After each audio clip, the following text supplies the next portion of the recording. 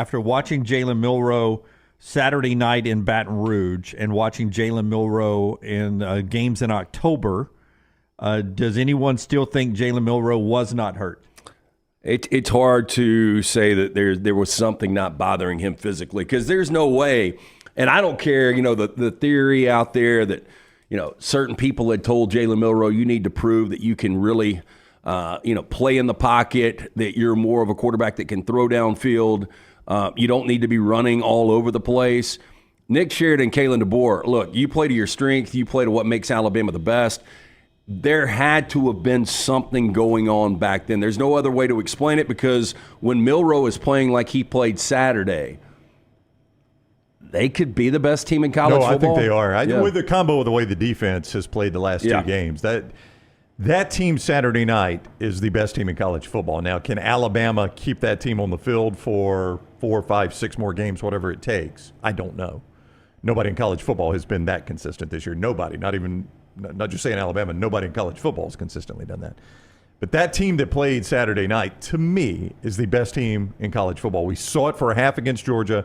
We saw it for 4 quarters on the road at LSU. Can I just factor in a little bit that LSU may just be I don't think a they're mediocre great. team? No, I don't think they're great. But I think Georgia may not be as great as we thought they were, but who is good? That's right. Who is at this good? point, I don't know. I think LSU's still a top 25 team. I don't know how good they are, but still, Alabama ran them off their own field. That's right. They did. It was complete domination. So you can say what you want about LSU. LSU had a 10-point lead on a solid Texas A&M team. That's what I think. I think LSU is solid. Alabama, when they play kind of down to their competition, when Jalen Milroe is not doing Milroe things with his legs, Alabama's not a great team. But when they are, I agree with Brown. I think it probably is the best team in all of college football. And I'll just say, I think you've got to give credit to Kalen DeBoer and Nick Sheridan for saying, hey, we saw the Texas A&M tape too. Like, everybody saw what LSU and Texas A&M did in the second half. We saw it. But they didn't overthink it. They're like, we're going to see if y'all fixed anything in 2 weeks. And spoiler alert, they did not. Yeah. And I credit them for that, for not overthinking and not be like, oh, well, LSU knows they can't stop a running quarterback, so they're going to try to take that away from us. Let's do this. No. And Kalen DeBoer even said it pregame to Holly Rowe. He's like, we're going to run Jalen Milroe some here. Basically, he was saying, we're going to see if they fixed anything in 2 weeks. And LSU had not. They did it a little differently, by the way, than Texas A&M did. They did it between the tackles with the fake to the running back.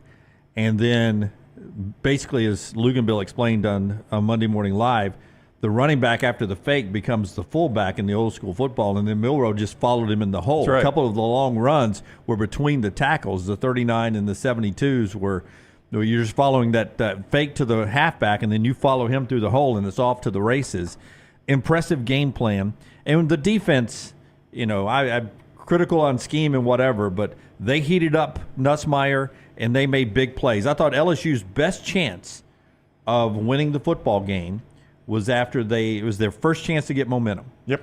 After the stop on 4th down, the very next play, they rolled Nussmeier near side, and Jahad Campbell had forced him out of the pocket, and he does the strip sack, and then Alabama goes on and scores a touchdown. Yeah, game over. And it was game over at that point. And then later on, when they make it a game again, they're back on the 5. That opening drive, after Alabama scored, big kick return, they go to the 5, and Alabama holds them to a field goal. Another chance, strip sack. Another chance maybe to get back into the game.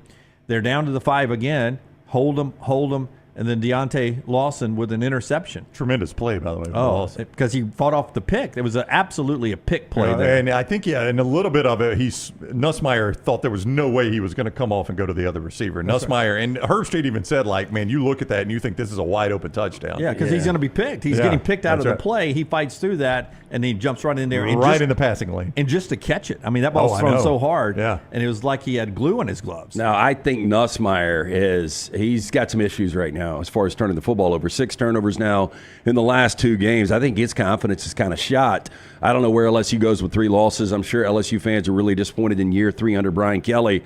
But back to the Milroe situation. Coming into this game, I said I thought it was really important coming off a bye that Kalen DeBoer, I believe this team was going to be better. And I thought they were coming in with a lot of momentum against Missouri. And then I heard some rumblings, and you guys probably heard the same, that everything didn't seem great this week in Tuscaloosa. I couldn't tell it. Yeah, and I ended up like an hour before the game on our DraftKings benched Milroe. Oh, no, you didn't. Oh, yeah, I did. I did the same thing. Oh, no. Did y'all play Ty Simpson, or y'all just went elsewhere? No, I didn't. But I played the quarterback from TCU. Could you have used 4 touchdowns? Oh, yeah. Would that have helped you? Could have 185 yards rushing? Could you have? Yeah, okay. Absolutely. So, I don't know if there's anything internally going on. As you said, Brown, it doesn't look like it. It sure didn't look like it. That was the most complete performance I have seen Alabama all year long. Yeah. Kalen DeBoer afterwards, Emily Grace and I were down there covering the game for the next round. It's my favorite road trip to go to. Afterwards, Kalen DeBoer talked about what Jalen Milroe is able to do to LSU. If you're scoring at home in 2 games as the starter, he has rushed for 352 yards and 8 touchdowns. Here's Kalen DeBoer. Well, I think there's a lot of other guys that helped him, get to those spots where we're ahead of the chains. A lot of smaller gains that get you into positions where your whole playbook's available to you. And obviously he's got a superpower when it comes to running the football. You can see him not just be a guy that gets first downs, but finishes in the end zone. And so him doing what he did early on, just really got kind of the ball rolling there, and made the throws that were timely when needed. And other guys continue to step up. Again, when we stay ahead of the chains and the whole playbook's available, a lot we can do. And that was another thing, guys. Credit to Nick Sheridan, because, they did rush for 185 yards with Milroe, but they ended up with 311 as a team. And they were not big plays, but he continued to run jam and justice, for 3 yards, 4 yards. And I think those are important too, Brandy, to continue not to make it a pass fest as they sometimes have this year. Well, and also the extended runs of the pass out of the backfield. They tore LSU up in the first half, throwing the ball to the backs out of the backfield. And, those are just like run plays. You're getting your back out into open space, and you've got a quarterback that can deliver it to him in the right spot so he can catch it on the move.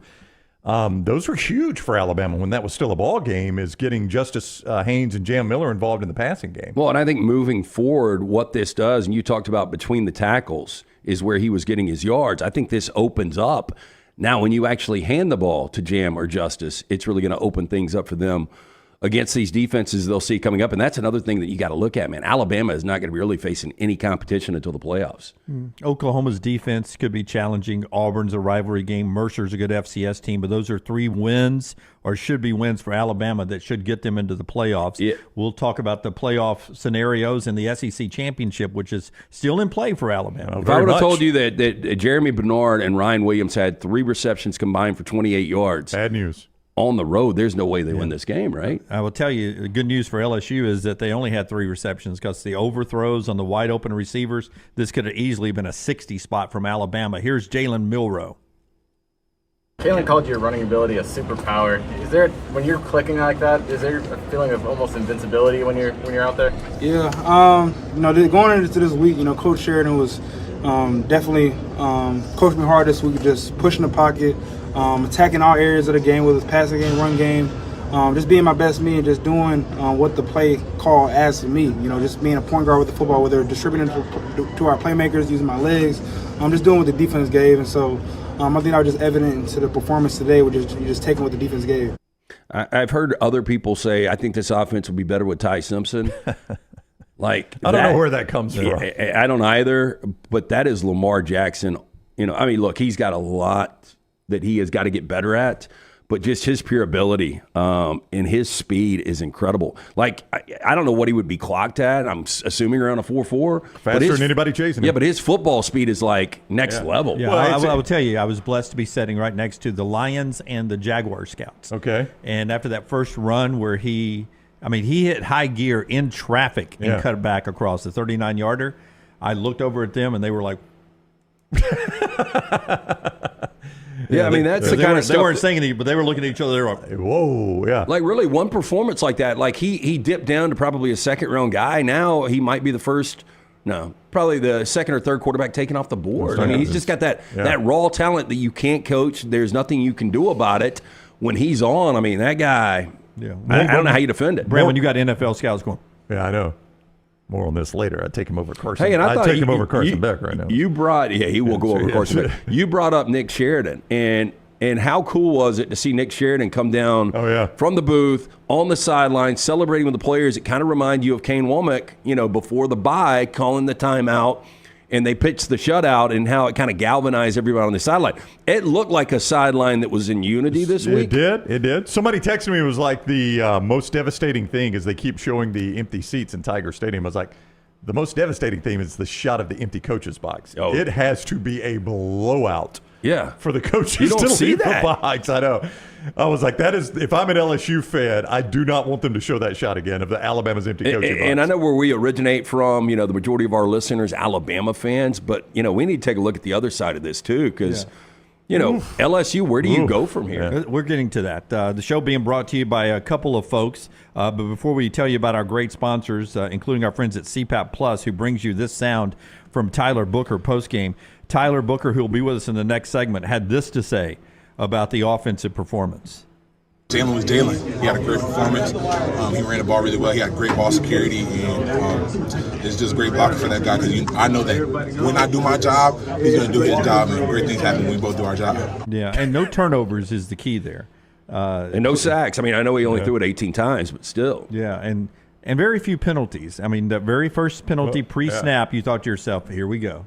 Crowd's into it. Tennessee again, get the ball and go in the wrong direction. But that very first third down throw to Ryan Williams, that was key. That was huge, absolutely, to keep a drive going and not repeat the Tennessee deal. There was the one sack that got wiped by the face mask, which the crowd got pissed about when the replay clearly showed it was a face mask. I don't know how you get that. And speaking of third downs, 10 of 13 on third downs. That's pretty remarkable. Being in the stadium, it may have been the way the referee threw the flag. Because he came in pretty quick. It looked like on TV. But he leaned really low to the ground as to not throw it and hit anybody in the eyes. And he sort of threw it at the pile like that? He threw it really low to the ground. He got really low and like he was sneaking it in there. Yeah, Brown's right. He got the call right. I mean, there's no way they missed the call. I know the crowd was pissed about it. It was a clear face mask. Yeah, a lot of close calls went against LSU, but they were all correct. Well, that one was for sure.